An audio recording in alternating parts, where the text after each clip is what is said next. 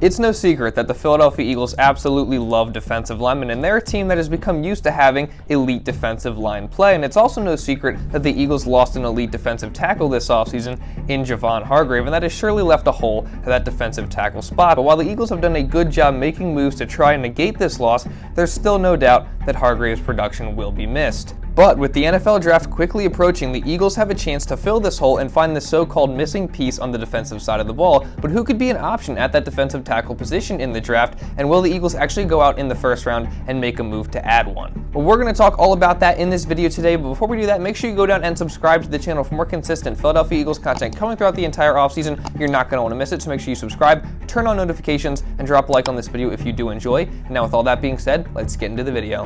Arguably the biggest loss for the Eagles in the offseason was Javon Hargrave, as he signed a 4-year, $84 million deal with the San Francisco 49ers. And obviously Javon Hargrave was a big part of the Eagles defense last year and a huge contributor in their dominant pass rushes. They had 70 sacks on the season, which is third most by a single team in a single season in NFL history. And Javon Hargrave was definitely the Eagles' best defensive tackle in the 2022-23 NFL season, as he had a career year having a career high 11 sacks. And really, during the course of his 3-year run with the Eagles, Javon Hargrave turned himself into an elite pass rusher, and his production will surely be missed. But the fact of the matter is the Eagles just could not afford to pay him, and that's why he ended up signing elsewhere.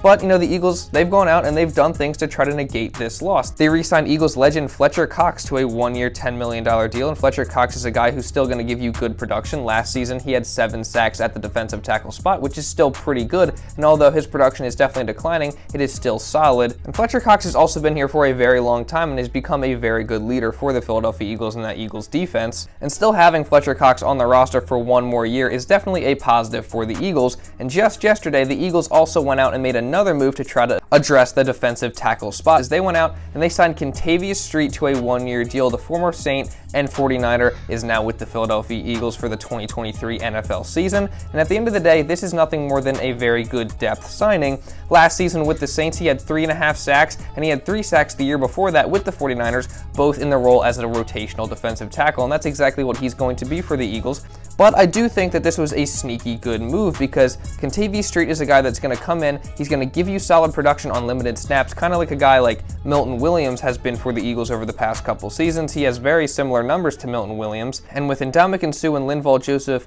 both potentially leaving the Philadelphia Eagles this offseason, this is just a good move to replace their production and just get more depth at that defensive tackle spot. But at the end of the day, adding Kentavius Street, while it is a good move, cannot be the only move for the Eagles at defensive tackle for the rest of this offseason, because at this point, the Eagles' defensive tackle room looks like this. They have Jordan Davis, who they're relying on to take a huge step up this year. They have Fletcher Cox, Milton Williams, Kentavius Street, Marlon Paluto.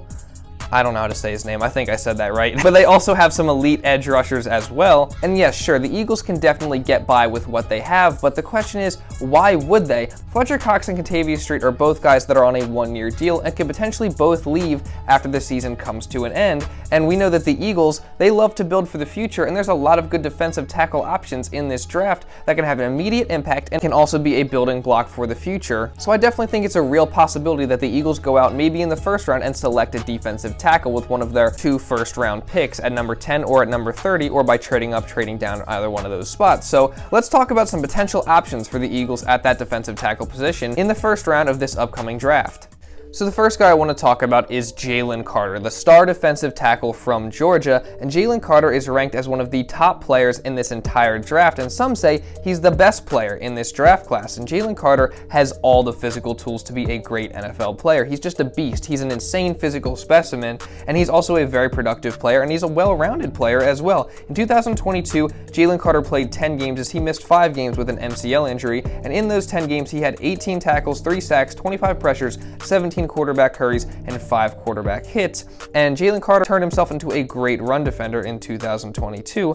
And Jalen Carter, if he were to be drafted to the Philadelphia Eagles, would no doubt come in and contribute right away to that Eagles defense. But there are also obviously problems with drafting Jalen Carter, because, there's concerns with him off the field at this point, as just recently he was obviously arrested for racing and reckless driving in connection with a single vehicle crash by the other vehicle in the race that unfortunately killed 2 people inside the car. One was Devin Willock, an offensive lineman for Georgia, and Chandler LaCroix, who was the recruiting staffer for Georgia as well. So this was obviously a very tragic and sad situation. And this was obviously also a big mistake from Jalen Carter, and it seems to have affected Carter, and it's kind of been messing with him a little bit mentally, I think. And it showed because at his pro day, he was 9 pounds heavier than he was at the NFL Combine just a few weeks prior to that, and he was clearly out of shape. He was bent over, not able to finish some of the drills. It just was not a good look, and Jalen Carter just might be going through it right now, dealing with some of the effects of this incident, him getting arrested, some people that he knew and maybe was close with passing away, unfortunately, in something that he was involved in. It's definitely something that's going to take a mental toll on you, so that's definitely something to keep your eye on. And this incident off the field has also reportedly caused him to fall off some teams' draft boards. Just recently, Randy Mueller says that Carter has fallen off multiple teams' draft boards, and Dov Kleiman specifically says that the Las Vegas Raiders have taken him off of theirs, and the Raiders are picking 7th overall in the first round of this draft. And this would make a lot of sense because the Raiders obviously have had, a similar incident to this in the past with Henry Ruggs, that whole horrible situation that happened, and they probably just want to avoid any drama. But then there was a report just not too long ago as well saying that the head coach and Josh McDaniels refuted this claim and says that Carter is still on their draft board. So who really knows what to believe at this point? But if it is true that teams are taking Jalen Carter off their draft board, the question is, could Jalen Carter actually fall to the Philadelphia Eagles at 10? I think just a few weeks ago this seemed pretty unrealistic, but now as time progresses, it's seeming more and more like a real possibility. The Eagles not too long ago just had a pre-draft visit with Jalen Carter, so that obviously shows interest from the Philadelphia Eagles, very strong interest, as they only have 30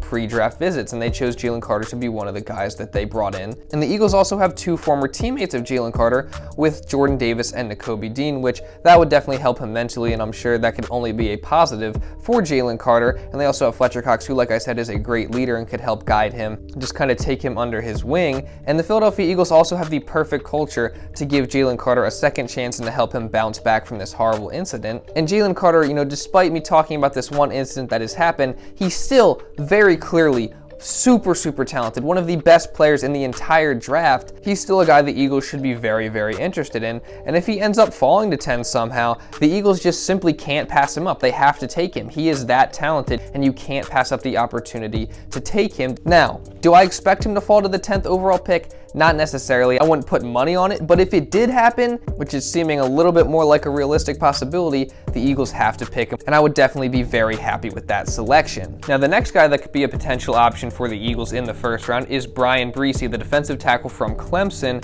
and Bryan Bresee is another one of the top defensive tackles in this entire draft class, and the Eagles seem very interested in him as well, as they hosted a pre-draft visit with him in addition to Jalen Carter. And Bryan Bresee is he's a big guy. He's 6'5", he's 305 pounds, which is a little bit on the lighter side, but nonetheless, he's very powerful, and he also has some good agility as well. And Bryan Bresee is also a very solid pass rusher. However, there are concerns with him too, as he's not the greatest run defender at this point in time, and he's not the greatest block shedder either. And Bryan Bresee has also been hampered by injuries in his college career so far, mainly an ACL injury in 2021. Now, before that injury, even the season that he got injured, in which he only played 4 games, he was putting up some great numbers, and there was a lot of promise surrounding him. Now, after the injury, he hasn't quite looked like the same player, and NFL teams, I'm sure, want to see that he's able to bounce back and become the player he was before the injury, as last season he had a little bit of an underwhelming year, but no doubt he still has that potential in him. He just has to stay healthy and refine his skills a little bit more and develop. And there's a reason to believe that Bryan Bresee could become a very good NFL player. I mean, obviously he was limited in college by the injury, like I just said, but also he tragically had to deal with the passing of his 15-year-old sister last September to brain cancer, which obviously is a very sad situation, and I'm sure that affected him mentally a lot. But once he gets to the NFL, it's kind of a fresh start. He has a chance to, he's further removed from the injury, and he's had a chance to, grieve and deal with this a little bit more. And with the right coaching, Bryan Bresee can definitely develop into a great player. The question is, would the Eagles actually take him or not? Well, if they did, it would probably be by trading back from 10 or up from 30, or maybe on the off chance that he actually falls to 30, they could select him there, as Bryan Bresee's projected as around maybe like a mid to late first round pick. Now, I think he would definitely be a very solid pickup, although it definitely would be a little bit of a risk because you have to bank on the fact that he develops. But I definitely think with the right coaching, and should he be able to stay healthy, he'll be able to do just that, and I think that would definitely be a good pick for the Eagles in the first round as well. And another very good option for the Eagles at defensive tackle in the first round would be Calijah Kancey from Pittsburgh. And Kancey could be a great option for the Eagles a little bit later, probably at around the 30th overall pick in the draft, as he's projected as a mid to late round pick, so maybe the Eagles could trade up from 30 to get him, or there's definitely a possibility that Kancey falls all the way down to 30 and they get him there as well. And I gotta say, I would love this move. I think Calijah Kancey is going to be a great player. I think he's got the chance to be super productive and come in right away and contribute. Now, he's a little bit undersized at 6 foot, 280 pounds. That's definitely a little small for a defensive tackle, but he still puts up some great numbers. He has great production, and he still has some other great physical tools. And, you know, despite what he lacks in size, he's very, very strong, and he uses that to his advantage. And Calijah Kancey is also a very good pass rusher. Over the past 2 seasons, he's had 7 sacks in each of those years, and he's got a great bag of pass rush moves, very complete, and he has a variety of different things he can beat you with, and that'll definitely translate over to the NFL level. And Kancey's also a very solid run defender as well, despite his size. And like I said, he's very strong, but he's also very agile as well. And Kancey's also very, very quick. Like, he's a really, really quick defensive tackle. He's quick off the line, and in general, he's just a faster defensive lineman and defensive tackle. In the combine, he ran a 4.67 40-yard dash, which is the fastest by a defensive tackle since 2003, and that also happens to be 0.01 seconds faster than Aaron Donald in 2014. And coincidentally, Aaron Donald is the guy that Calijah Kancey has drawn a lot of comparisons to, as they both went to Pitt. They both have a similar play style, and they're both a little bit undersized. But I think Kancey has the chance to come into the NFL and do what Aaron Donald did and have a very, very solid career. Obviously, Aaron Donald is a really, that's a crazy comparison to live up to. Aaron Donald, obviously multiple-time Defensive Player of the Year. I'm not saying Kancey's going to be like that, but I do see him being a very good player in this league for a long time. He's got potential to be a stud, and I would love this pick for the Philadelphia Eagles. I would love to get Calijah Kancey, especially they could get him later in the first round, at the end of the first round, and then obviously they can use that number 10 overall draft pick elsewhere and get another really talented player that's going to come in and contribute right away. Obviously, I've been a very big campaigner for the Bijan Robinson to Philly thing, and I definitely think that, if they have to get him at 10, I would definitely like that. If they have to trade down from 10 to get him and they still end up snagging him somewhere in the teens, I would like that as well. But if you get Calijah Kancey and Bijan Robinson in the same draft, I would be very, very happy with that. And I think Calijah Kancey would be a great complement to Jordan Davis as well, as Jordan Davis is a very good run defender, but he's not exactly known as a pass rusher. Calijah Kancey, he's pretty good at both, but he's definitely a better pass rusher than run defender. I think he would be a fantastic complement to Jordan Davis in that way, and I could definitely see this happening. This is definitely a very realistic option for the Eagles at 30, or if they want to trade up from that spot and get him somewhere else, they could definitely do that, but I definitely see this as a real possibility. These are just 3 guys at one position so far that I've talked about. There's still plenty of other directions the Eagles could go in the first round of this NFL draft. They could pick another position, they could pick other players at that position. We don't know exactly what the Eagles are thinking, but with 2 first-round picks and the best general manager in football, it's going to be really exciting, to say the least, to see what the Philadelphia Eagles are going to do when April 27th rolls around. And we're going to be talking about all these other potential players that the Eagles could go out and select in the first round and in later rounds as well. So if you don't want to miss any of that content, go subscribe to the channel right now again so you're notified when those videos go up and so you don't miss any of it. Also, drop a like on this video if you did enjoy it. And if you want to watch another Philadelphia Eagles video, you can go watch this video right here. And give me your thoughts and opinions down in the comments below. Do you think the Eagles could take one of these 3 guys in the first round of the NFL draft? Or do you think they'll go in another direction? I would love to hear it. So again, leave a comment down below. And with that being said, that's pretty much all I got for this video, guys. So thank y'all so much for watching, and I'll see you in the next video.